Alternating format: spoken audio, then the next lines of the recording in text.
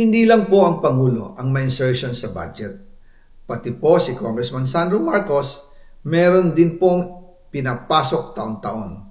Noong 2023, may 9.636 billion pesos. Noong 2024, 20.174 billion pesos. At nitong 2025, 21.127 billion pesos. Lahat-lahat, ang kabuuan ay 50.938 billion pesos. At bawat taon po, sa tuwing dumarating ang BICAM budget process, lagi po may utos si Congressman Sandro na ipasok ang mga proyekto niya. Nalaman ko na lang sa mga contractor na galit siya sa akin nung pinag-uusapan na ang 2025 GAA budget. Ang sabi daw niya, ipatatagal ako at magpa-file ng maraming kaso laban sa akin. Kasi kulang ng 8 billion pesos yung insertion na gusto niyang ipasok.